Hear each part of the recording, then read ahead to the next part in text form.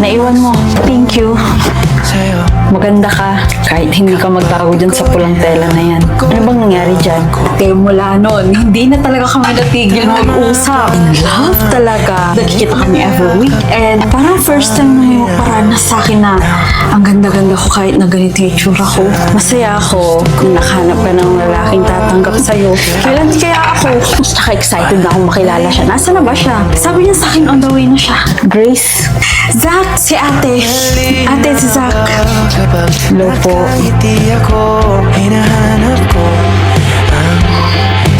Hindi kayo pwedeng magkatuluyan ng lalaking yun, okay? Hiwalayan mo na siya. Ate, bakit? Mula ngayon, wag na ka na makikipagkita sa lalaking yun, ha? Ate, siya lang ang meron ako. Inuuto ka lang niya sa mga magagandang salita ninyo yun. Papasok na ba tayo? Bakit parang ikaw mas kinakabahan? Hindi ako kinakabahan, no? Tara, pasok na tayo. Nak, siya na ba yung girlfriend mo? Hello po. Hi.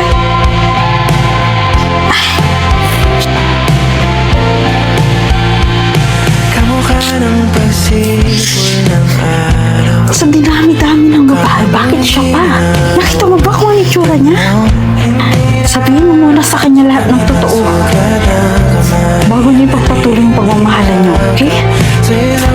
Zach! Buti naman sinagot mo. Nasaan ka na? Akala ko pa magtatanan tayo. 2 oras na ako nag-aantay dito. No, Zach. Di pa ba siya nakipag-break sa'yo? I know po na hindi po kayo boto sa akin dahil sa itsura ko. Gusto ko po makausap si Zach. Andyan po ba siya? Iha, kailangan mo munang malaman lahat ng sasabihin ko sa'yo. Ang alin po, ito yung photo album. Diyan yung mga pictures niya nung bata pa siya. Malalaman mo lahat ng totoo kapag nakita mo yan. Ano bang nangyari dyan? Nasunog yung apartment namin ng bata. Yun din ang dahilan kung bakit namatay yung mga magulang ko.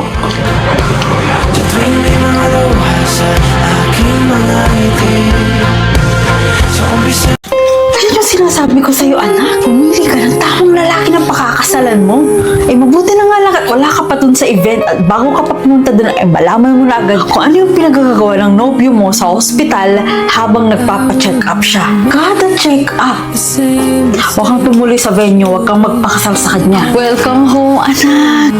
Eh, kumusta ba yung puso mo ngayong nasa Pilipinas ka na ulit? Nakamove on na po ako. Pero at this point, gusto ko malaman kung sino yung babae. Gusto kong maghiganti sa kanya. Gusto mong maghiganti? Mayroon akong alam na paraan kung saan masisira silang dalawa. Ma, tama ko kayo. Marami pa akong natanggap na simpatsya. Sa ngayon yung post na ginawa ko, 24,000 likes. Talaga ba? Tapos ang dami pang nag-share. Marami nang mabash ngayon kay Marco. Sinasabi ko sa'yo, anak, sa ganyan sumisikat yung ibang mga tao ngayon. Malay natin, baka maging vlogger ka na rin. Parang pakiramdam ko na paghigantihan ko ang sarili ko. Deserve yan ng mga taong nanira sa'yo, ng mga taong nanakit sa'yo. Kulang pa nga yan eh. Kakatanggap ko lang din po ng email. Naimbitahan pa ako sa isang interview. Narinig mo ba yung sinasabi mo, Marco? Pasalamat ka nga at kinakausap pa kita eh. Kahit anong gawin mo, hindi ko i-delete yung post ko tungkol sa iyo. Kahit anong gawin mo ay hindi ko i-delete yung post ko. Yun na lang ang tanging paraan para makaganti ako sa inyo. Sa inyo ng babae mo.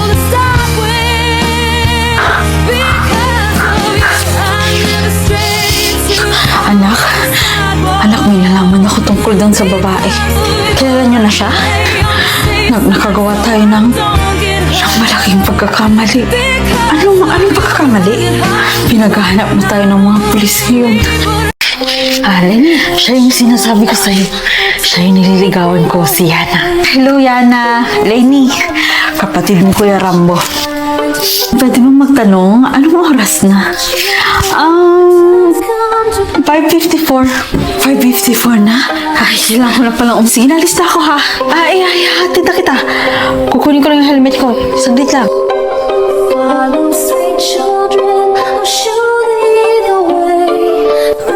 Saan yan? Ang bilis naman niya. Kuya, Narinig mo ba yung sinabi ni Manay kagabi? Tama siya, kuya eh. Alam mo, tayo dito. At dito sa lugar nila, maraming mga diwata at engkanto. Kaya ikaw, mag-ingat ka sa mga nakikilala mo. Lenny, hindi nga engkanto si Yana. Rambo, oh, nandito ka na pala. Aalis na tayo. Ano yan? Bawang. Rambo, next time na lang tayo umalis. Medyo sumama yung pakiramdam ko eh. Sige na, mauna na ako. Ano ito ba? Sigurado ka ba, kuya, nandito sila nakatira? Oo. Siya mismo nagsabi sa akin. Papatunayan ko talaga sa'yo na mali ang akala mo. Yaman pala niya. Yana. Tao po. Ano yun, iho? Hello po. Si Yana po. Yana? May mag-isa ko lang dito, iho. Tsaka wala din akong kilalang Yana. Dayo ba kayo dito? Alam niyo ba yung sabi-sabi? Na dito may diwatang maganda tsaka engkanto na nagpapanggap na tao para lang makarecruit na pumunta doon sa biringan. Yan ang sinasabi ko sa'yo, kuya eh. Hindi ka naniniwala sa akin. Maglagay ka ng maraming kandila sa bahay mo. Dahil ayaw nila ng usok. Ano itong mga nakapalibot sa bahay niyo? Maraming kandila. Hindi na ako tutuloy. Sa'yo na lang. Wala na siguro makakakita sa akin. Sinasabi na nga ba, isa kang diwata or engkanto. Anong ginagawa mo sa gitna ng gubat? Walang kabahay-bahay dito. Tuwing alas 6 ng gabi, nawawala ka. Meron akong malaking sikreto na hindi ko sinasabi sa'yo. Gusto ang lahat? Ako ay isa kang ano? Honey, siya yung sinasabi ko sa'yo na foster parent ko na nagpalaki sa akin ng 10 taon. Hello po, Liana po. Nai-asawa ko. Ilang taon na yung nasa dyan mo? 5 months na po. Bali, siya muna ang mga kasama mo, ha? Di bali, yung mga araw lang naman ako mawawala. Kaya kung magkakasundo kayong dalawa. Honey, okay lang ba sa'yo? Nay Esmeralda, nakakape po ba kayo? Ititintahan ko po kayo ng kape. Tugo ang gusto ko. Biro lang. Damihan mga sukal ah. Ilang buwan ka na ulit? Ang laki-laki na ng tiyan mo.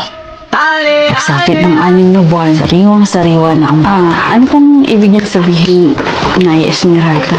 Dapat maging malusog yung bata, ha? Mas malusog, mas masarap. Saan mo yung pinaglihi? 10 taon kong nakasama si Nay Esmeralda. Alam kong mabuti ang intensyon na dyan. Magkakamali ka ng iniisip. Umuwi ka na lang dito. Huwag mo kong iwanan mag-isa sa kanya. Pag-usapan natin mamaya, ha? May trabaho lang ako dito sa bed.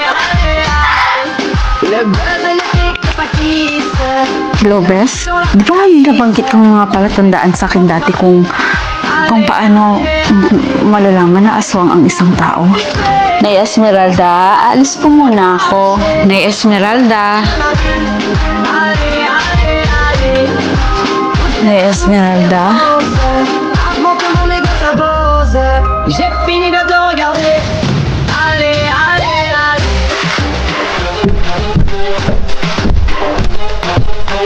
Sigurado po ba kayong mabisa itong pangunta sa mga aswang? Lia, totoo nga yung sabi nila. Buntis ka.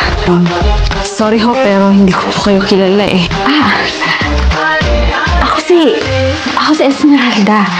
Ako yung foster parent ng asawa mo. Tagal ko na nga siyang pinakikita eh. Kayo po ang foster parent ng asawa ko? Bakit? Meron pa akong kasamang foster parent na yung asawa ko sa bahay. Itinuloy niya yung plano niya. Ano yung plano? Nasan ka na? Papunta na ako, malapit na. Kasama mo na ba si Luke? Kasama ko na siya. Okay, dalan mo ha. Dito si Julia, ang ganda-ganda niya. In love na naman yung Marco mo. Alam mo, Julia, ngayong gabi, sigurado akong ikaw